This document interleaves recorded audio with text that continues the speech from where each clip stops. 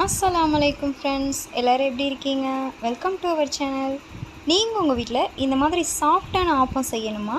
So இந்த வீடியோவை ஃபுல்லாக பாருங்கள். இந்த வீடியோவில் நிறைய டிப்ஸ் இருக்குது. எப்படி ரைஸ் எந்த ரேஷியோவில் போடணும், எவ்வளோக்கு ஊற வைக்கணும். ஸோ இந்த மாதிரி ஆப்பம் சாஃப்டாக உங்கள் வீட்லேயும் செய்கிறதுக்கான ஈஸியான டிப்ஸ் வந்து இந்த வீடியோவில் சொல்லியிருக்கேன். ஸோ வீடியோவை ஸ்கிப் பண்ணாமல் பாருங்கள், உங்களுக்கு நல்லாவே யூஸ்ஃபுல்லாக இருக்கும்.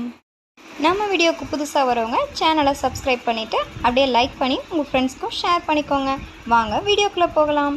இதுக்கு வந்து ஃபஸ்ட்டு நமக்கு வந்து பச்சரிசி எடுத்துக்கணும். ஸோ இந்த மாதிரி நான் மெஷரிங் கப் எடுத்துருக்கேன்ல, இதில் வந்து 1 கப் வந்து பச்சரிசி எடுத்தோன்னா அதில் 1/4 கப் அளவுக்கு உளுந்து எடுத்துக்கணும். ஸோ நான் இப்போ வந்து 3 கப்ஸ் வந்து பச்சரிசி எடுத்திருக்கேன், அதுக்காக 3/4 கப் வந்து உளுந்து எடுத்திருக்கேன். ஸோ உளுந்தும் பச்சரிசியும் நம்ம சேர்த்து மிக்ஸ் பண்ணி தான் நம்ம வந்து ஊற வைக்கணும். இந்த மாதிரி உளுந்தும் பச்சரிசியும் ஆட் பண்ணதுக்கப்புறமா நல்லா அலசிக்கோங்க.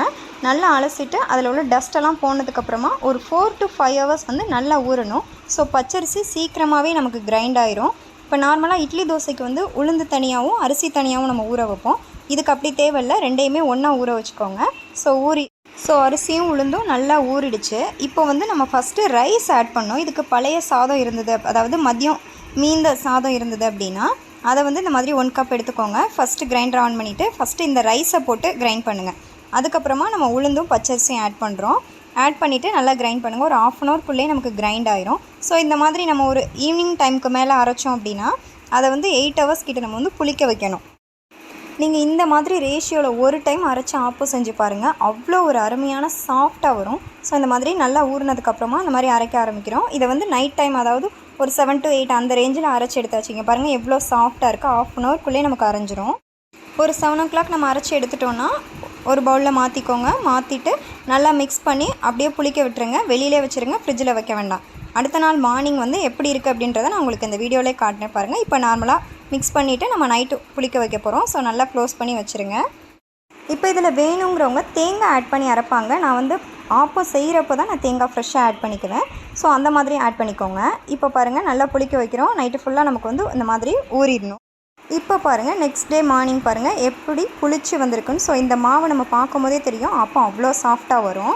இப்போ இதை எடுத்து நல்லா மிக்ஸ் பண்ணிவிட்டு இதில் 1 டீஸ்பூன் வந்து சோடா உப்பு ஆட் பண்ணிக்கோங்க. ப்ளஸ் வந்து துருவின தேங்காய், அதாவது நான் ரைஸ் எடுத்தேன்ல அந்த மாதிரி கப்பில் 1 கப் வந்து தேங்காய் பூ ஆட் பண்ணிக்கோங்க. ஆட் பண்ணிவிட்டு நம்ம ஆப்பக்கடாயில் வந்துட்டு நம்ம வந்து இப்போ ஆப்பம் செய்ய போகிறோம். எப்படி செய்யலான்னு பார்க்கலாம் வாங்க. ஸோ எல்லாமே நான் இப்போ மிக்ஸ் பண்ணிவிட்டேன். நமக்கு சால்ட்டு ஆட் பண்ணிக்கோங்க, நான் சொல்ல மறந்துட்டேன். மெயின் சால்ட் ஆட் பண்ணிக்கோங்க. சால்ட் ஆட் பண்ணிவிட்டு இப்போ வந்து ஆப்பக்கடாயில் நம்ம எப்படி ஆப்பம் செய்கிறதுன்னு பார்க்கலாம். ஸோ இந்த மாதிரி ஊற்றுங்க. ஸோ ஒரு 2 secondsலேயே நமக்கு வந்து வெந்துடும். ஸோ ஃபுல்லாக அந்த மாதிரி ஸ்ப்ரெட் பண்ணிவிட்டு நடுவில் மட்டும் நமக்கு கொஞ்சம் அந்த திக்னஸ் அதிகமாக இருக்கும்.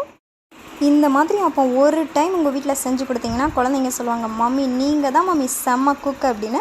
அந்தளவுக்கு இந்த ஆப்பம் அவ்வளோ சாஃப்டாக செம்ம டேஸ்டியாக இருக்கும்.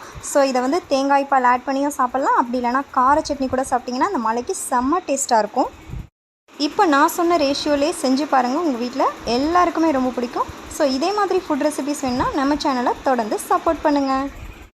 நம்ம சேனலில் வர வீடியோஸ் யூஸ்ஃபுல்லாக இருக்குன்னா உங்களோட ஃப்ரெண்ட்ஸ் அண்ட் ஃபேமிலிக்கு ஷேர் பண்ணிக்கோங்க. தேங்க்ஸ் ஃபார் வாட்சிங். Have a nice day.